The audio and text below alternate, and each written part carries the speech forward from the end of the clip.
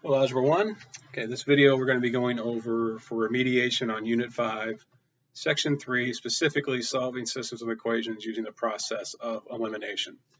So let's look at a system here. We have 8x plus 5y equals 15, or 4x minus y equals negative 3. So what we're looking to do, when we have a system of equations where we're going to use elimination, we are going to add the two equations together, okay? But what we want is we want opposite coefficients in front of either the x term or the y term. Now, what do I mean by opposite coefficient? I have an 8 as my coefficient here. Well, what's the opposite of 8? Negative 8.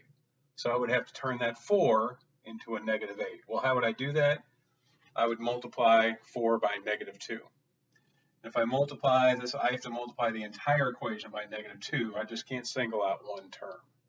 So if I'm going to produce an opposite coefficient to 8, I'm going to multiply this entire second equation by negative 2. So let's rewrite our system. Our top one stays the same. Our bottom one, however, we're going to distribute that negative 2 through the entire equation. So negative 2 times 8x becomes a negative 8x. Negative 2 times a negative y. Two negatives make a positive, so that becomes positive 2y. Then negative 2 times a negative 3, that becomes a positive 6. So now we can add these two together, and we have our opposite coefficients, which is what we want, because we want these to cancel out. Because we want to have an equation with only the x in it or the y in it. We don't want both of them in there. So when we have opposite coefficients, they cancel out. Now we add 5y and 2y, we get 7y. And we add 15 and 6, and we get 21. Now to figure out what y is, we divide each side by 7, and you get y equals 3. Well, remember, our systems of equations, our answer is an ordered pair. So we have half our answer, we have the y value of 3. And now we need to go in and figure out our x value. So we're going to take that y value and plug it into one of these systems here. Why don't we go with this first one? So I'm going to erase the work down here. So I'll have 8x plus 5y, but what do we know y is? We know y is 3. So we're going to put a 3 in for y equals 15. 8x equals 8x plus 15. 5 times 3 is 15, and that equals 15. Subtracting a 15 from each side, we will get 8x equals 0. Dividing each side by 8, we get x equals 0. So our answer on this one would be the point 0, 3. Okay, let's take a look at another example.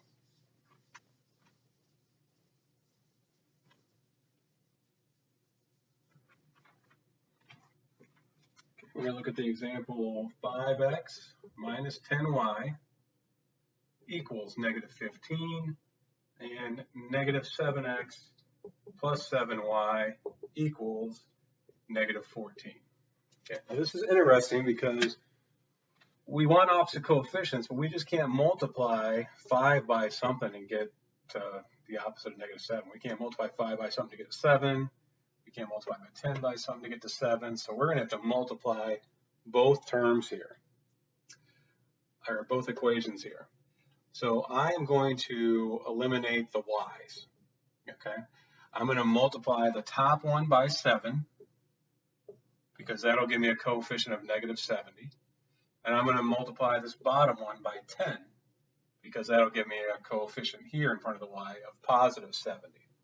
So let's distribute that through. If we distribute the 7 through up here, we get 7 times 5x is 35x. 7 times negative 10, that's negative 70y. And 7 times negative 15 is negative 105. Okay. How about the second? We're going to distribute that 10 all the way through. We'll get negative 70x here. 10 times 7y, that's a positive 70y. And then 10 times negative 14, that'll give us a negative 140. So hopefully you can look at the y value here. You can see why we chose to multiply the top by 7 and the bottom by 10, because that produced opposite coefficients. We have a negative 70 and a positive 70. So when we go to add those together, those two will cancel out. So now let's add our positive 35x and our negative 70x. That's going to give us negative 35x. And if we add 105 and 145, we're going to get negative 245. Okay, so dividing each side by negative 35, and we will get, I think we get 7.